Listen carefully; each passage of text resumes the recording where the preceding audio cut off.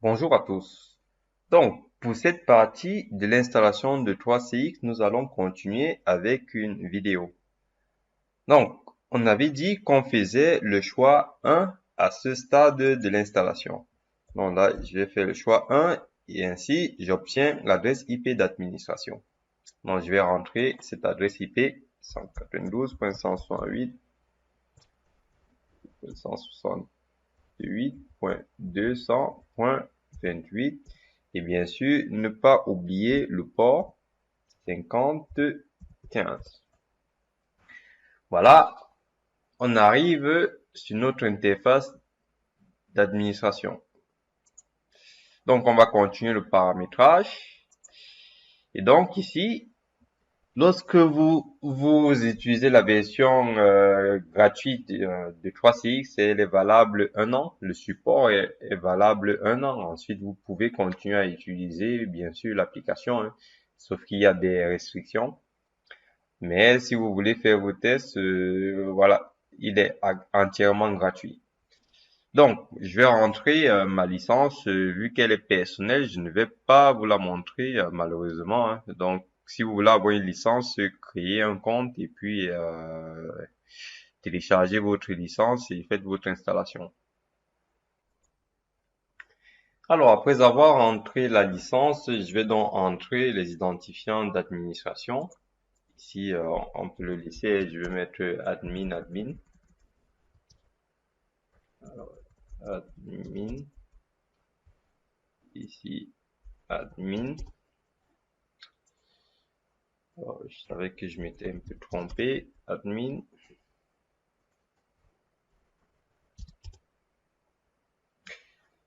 Alors, il veut un mot de passe, c'est un peu compliqué. Donc, je vais mettre un autre.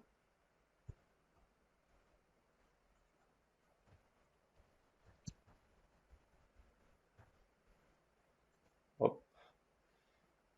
Alors, ensuite, vous avez l'IP public. Donc, lorsque vous installez 3CX et qu'il détecte que vous n'êtes connecté à Internet, il récupère votre adresse IP publique. C'est important pour 3CX parce qu'il va permettre d'aller sur Internet, d'envoyer le mail de bienvenue à l'utilisateur qu'on va créer ou aux utilisateurs. Donc, il faut une connexion Internet pour pouvoir configurer 3CX. Donc, je vais faire suivant. Alors, est-ce que mon IP public est dynamique ou fixe? Alors, une IP qui est dynamique, ça veut dire qu'elle change tout le temps. Par contre, si vous êtes dans la réalité en entreprise, il faut toujours avoir une IP fixe. On va choisir statique. On va faire next. Alors, au niveau des ports, tous ces ports, ce sont les ports par défaut. Donc, le port 5001, le port 5000. Si je veux me connecter en HTTP, par défaut, c'est le port 5001. Donc, nous, on va changer ce port-là en 443 parce qu'il est le plus connu en HTTPS. Et ici, le port 80. Alors, ça, c'est le port du protocole SIP, c'est le 5060.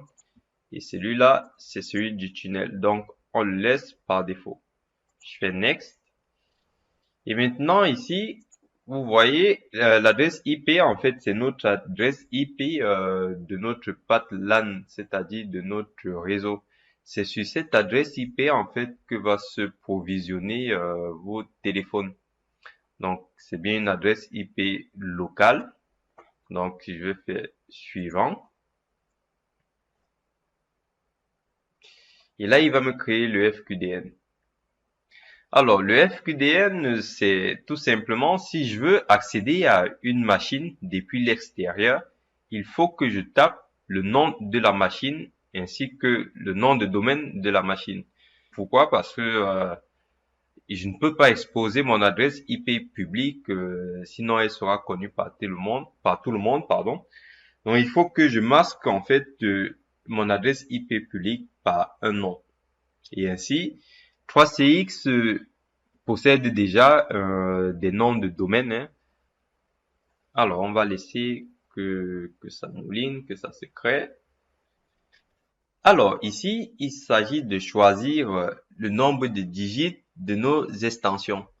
Alors, le nombre de digits, c'est quoi? C'est communément appelé le numéro court en entreprise. C'est-à-dire que si dans une entreprise, vous voulez appeler un de vos collègues, vous n'allez pas composer le 04 79 69 74 50 par exemple. Vous allez composer par exemple les 4 derniers chiffres de son numéro de téléphone. Donc généralement, on va prendre 4 digits. Et aussi, il faut faire attention parce que lorsque vous faites le choix du nombre de digits, il faut bien faire attention quand vous allez créer vos extensions. Regardez, si je commence là, on va déjà créer l'adresse mail d'administration. Je vais mettre la mienne. On va configurer ici. Voilà. Fais next. Alors, donc, on arrive bien à la création des extensions. Imaginez-vous, je ne sais pas si dans votre pays, vous avez des numéros d'appel d'urgence. Imaginez-vous si on avait pris, par exemple, en France, on a le 15 pour appeler la police.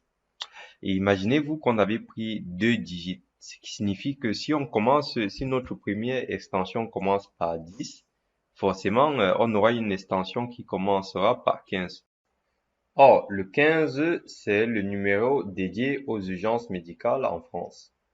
Donc, c'est très important de savoir faire le choix des numéros d'extension. C'est pour cela qu'il est préférable de prendre déjà 4 digits et ensuite de commencer par exemple par 5000 ici.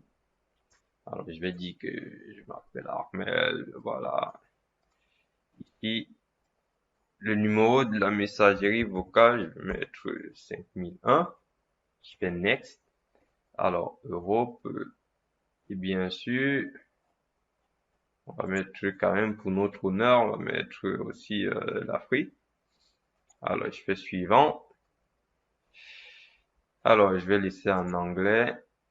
Et puis, il va créer et configurer 3CX.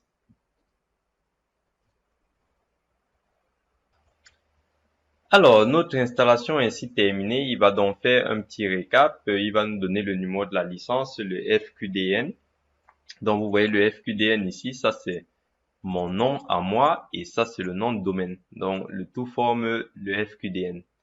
Qu'est-ce qu'il me dit? Il me dit, si je suis à l'extérieur et que je veux administrer mon 3CX, je peux entrer l'adresse suivante, https://my3cx.fr sur le port 443. Ou alors, je peux passer directement par l'adresse IP publique. Bien évidemment, paramétrez votre routeur ou votre firewall afin qu'il autorise les connexions externes vers votre serveur. Donc, quand vous arrivez sur cette page avec le récap, il faut bien faire une capture de cette page afin de ne pas perdre ces données-là ou alors de les taper à la main. Moi, je vais faire une petite capture et puis je vais sauvegarder au cas où je réutilise ou non. Bon, allez, hop, on va quand même faire la petite capture. Voilà, je fais enregistrer sous.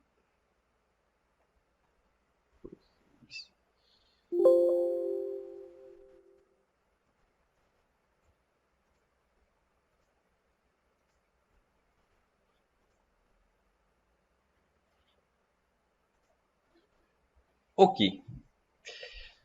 Alors, vous imaginez bien que les paramètres ont changé et que maintenant, si j'actualise, je peux me connecter sur le port 5015. Du coup, il faut changer en port 443.